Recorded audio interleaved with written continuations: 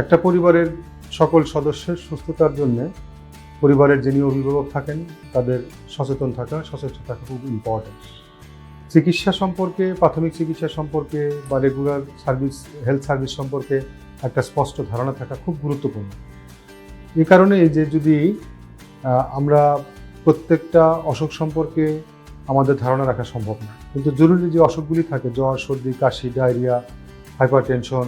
Diabetes, heart disease, kidney disease, liver disease ইত্যাদি রোগে যদি কেউ সাফার করে থাকে সেগুলি সম্পর্কে নিয়মিত একটা ধারণা থাকা, স্বচ্ছ ধারণা থাকা খুব ইম্পর্টেন্ট তাদের ব্যবস্থাপনার জন্য। তো যেটা প্রয়োজন সেটা হচ্ছে পরিবারের যিনি কর্তা ব্যক্তি থাকবেন অথবা মা বাবা থাকবেন, অথবা যদি মা বাবা যদি বয়োজ্যেষ্ঠ হয়, বৃদ্ধ হয়, তাহলে সেক্ষেত্রে তার ছেলে মেয়ে যারা থাকবে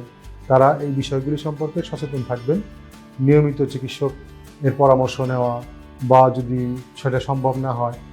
সবচেয়ে যেটা ভালো হয় সেটা হচ্ছে নিয়মিত হেলথ চেক আপের একটা ব্যবস্থা রাখা, যে বাসায় সপ্তাহান্তে বা 2 সপ্তাহে, 3 সপ্তাহে বা প্রতি মাসে, অ্যাটলিস্ট প্রতি মাসে একবার একজন নার্স, চিকিৎসক এবং পুষ্টিবিদের পরামর্শ নিয়ে যদি সুন্দরভাবে জীবনযাপন করা যায়, ভাইটাল সাইনগুলি মনিটরিং করা যায়, তাহলে সেক্ষেত্রে আমরা অনেক অসুখই প্রাথমিক অবস্থায় নির্ণয় করতে পারবো এবং অনেক অসুখ থেকে নিজেকে এড়িয়ে চলা আমাদের পক্ষে সম্ভব হবে। সেই জন্যে চিকিৎসা সম্পর্কে ধারণা থাকা, সচেষ্ট থাকা, জ্ঞান অর্জন করা এবং সিস্টেমেটিক উপায়ে একটা নার্সিং কেয়ার টিম বা হেলথ কেয়ার টিম দিয়ে, মেডিকেল কেয়ার টিম দিয়ে